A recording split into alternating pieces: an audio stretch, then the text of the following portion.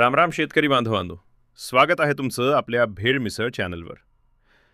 मला एका प्रश्नाचं प्रामाणिक उत्तर द्या. आपण जेव्हा बाजारात जातो तेव्हा हजारो रुपये खर्च करून कपाशीचं, मक्याचं किंवा उसाचं भारीतलं बियाणे आणतो.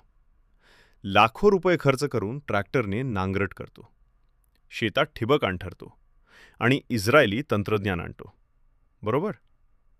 पण मला सांगा, कधी आपण आपल्या शेतातल्या बोरच्या किंवा विहिरीच्या पाण्याला विचारलंय का की बाबा रे, तुला जे पीक मी देतोय ते तुला पचणार आहे का? अहो, माती कितीही सोन्यासारखी सुपीक असू दे, पण जर पाणीच पिकाच्या लायकीचं नसेल तर ती शेती म्हणजे सरळ सरळ पैशांची होळी आहे. आज आपला शेतकरी शेतात लाखो रुपये ओततोय आणि 2 वर्षांनी डोक्याला हात लावून रडतोय, बाग वाढली, बँक लुकली. आज आपण या विषयाचा असा शोध लावणार आहोत ना, की हा व्हिडिओ पाहिल्यानंतर महाराष्ट्रातला एकही शेतकरी पाणी न तपासता शेतात पाऊल टाकणार नाही. हा व्हिडिओ तुमच्या घरातली गरिबी आणि शेतातलं नुकसान एका झटक्यात थांबवणार आहे. त्यामुळे शेवटपर्यंत नीट ऐका. चला, तुम्हाला कृषी कार्यालयातल्या फायलीतली गोष्ट नाही सांगत, आपल्या शेजारी काय घडतंय ते सांगतो. आपल्याच भागात 2 शेतकरी आहेत. एकाचं नाव आहे रामू आणि दुसऱ्याचं नाव सोपानराव. दोघांच्या जमिनी शेजारी शेजारी. बांधाला बांध लागलेला. दोघांनीही उन्हाळ्यात शेतात नवीन बोरवेल खोदली. नशीब बघा, दोघांच्याही बोरला 1200 फुटावर गच्च 2 इंच पाणी लागलं. पाणी कसं? तर धबधब्यासारखं पांढरण शुभ्र.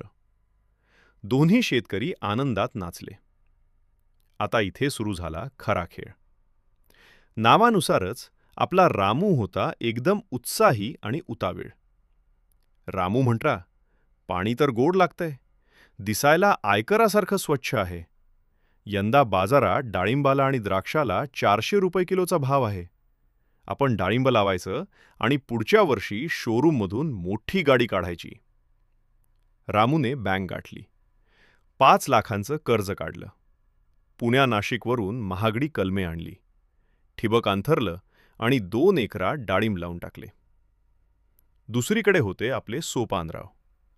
सोपानराव थोडे डोकेबाज. ते म्हटले, बोर खोल आहे, पाणी वरून गोड वाटतंय, पण झाडाला विचारावं लागेल. सोपानरावांनी काय केलं? विहीर 15 मिनिटं चालू केली. मिनरल वॉटरची स्वच्छ बाटली घेतली, त्यात पाणी भरलं आणि तालुक्याच्या गावी जाऊन फक्त 400 रुपये देऊन पाण्याचे परीक्षण करून घेतलं. 2 दिवसांनी सोपानराव लॅबमध्ये गेले. तिथे कृषी शास्त्रज्ञांनी रिपोर्ट त्यांच्या हातात दिला आणि सोपानराव चकित झाले. शास्त्रज्ञ म्हणाले, सोपानराव, बरं झालं तुम्ही डाळिंब किंवा मोसंबी लावली नाही. हे पाणी वरून गोड लागतंय, पण जमिनीच्या पोटातून यात सोडियम आणि क्लोराईड नावाचे सुप्त क्षार विरघळलेले आलेत. हे पाणी जर तुम्ही डाळिंबाच्या किंवा द्राक्षाच्या नाजूक बागेला दिलं तर 2 वर्षात तुमची बाग जरून खाक होईल. हे पाणी नाजूक पिकांना चालणार नाही. शास्त्रज्ञांनी सोपानरावांना सल्ला दिला, तुम्ही डाळिंबाचा नाद सोडा. तुमच्या या पाण्याला लाथ मारून जिद्दीने वाढेल असं पीक घ्या. म्हणजेच पेरूची बाग लावा किंवा कापूस आणि गव्हाचं नियोजन करा. सोपानरावांनी विज्ञानाचा सल्ला मानला.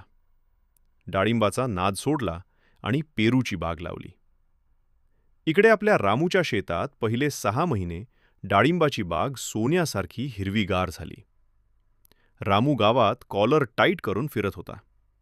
बघा, सोपानराव भ्याले आणि त्यांनी पेरू लावला. मी बघा डाळिंबातून करोडपती होणार. पण मित्रांनो, निसर्गाचा नियम लय कडक असतो. जसा उन्हाळा सुरू झाला, भूगर्भातलं पाणी आटायला लागलं. तशी त्या बोरच्या पाण्यातल्या मिठाची आणि क्षारांची घनता वाढली. एका सकाळी रामू शेतात गेला तर काय, डाळिंबाच्या झाडांची पानं कडेने करपलेली होती. जणू काही रात्री कोणीतरी येऊन बागेवर ॲसिड फवारलंय. रामू पार घाबरला. तो पळत कृषी सेवा केंद्रात गेला. औषध दुकानदाराला तर